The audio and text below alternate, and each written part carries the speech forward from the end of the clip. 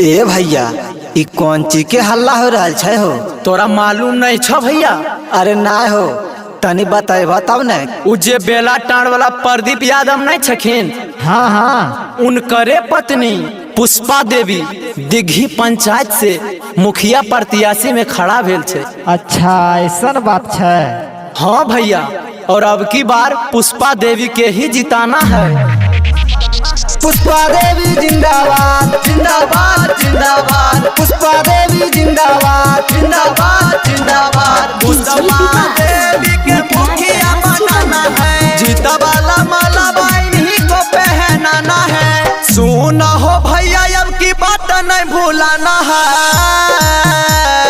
ए भैया सुनो ना, सुना हो भैया, अब की बात नहीं भूलाना है। पुष्पा देवी के मुखिया बनाना है, दिघी पंचायत से इनके जिताना है।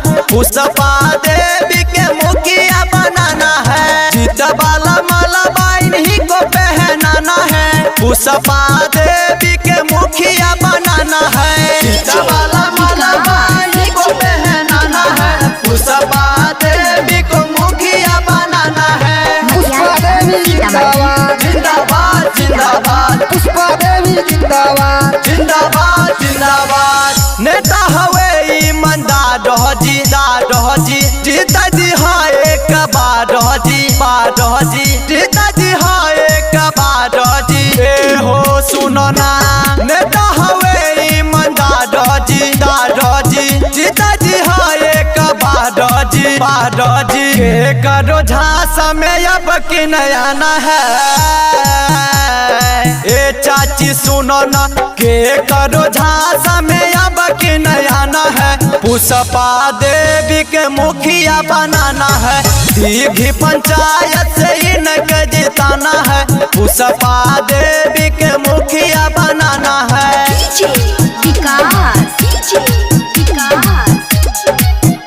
Presented by Rana recording studio.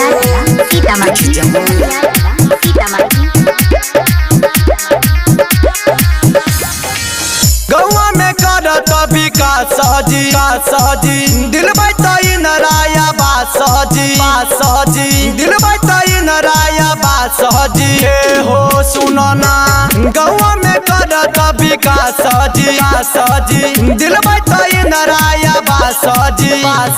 ललन यादव के गाना डीजे पे बजाना है।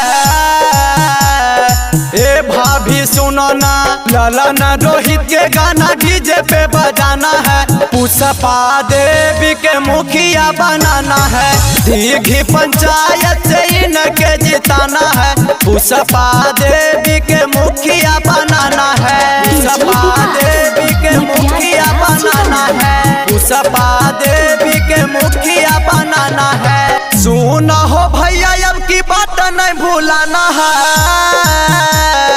ए भैया सुनो ना, सुना हो भैया, अब की बात नहीं भूलाना है। पुष्पा देवी के मुखिया बनाना है, दिघी पंचायत से इनके जिताना है। पुष्पा देवी के मुखिया बनाना है, जीता वाला माला बाइन ही को पहनाना है। पुष्पा देवी के मुखिया बनाना है। ए भैया, अब की दिघी पंचायत से पुष्पा देवी के ही जिताना है।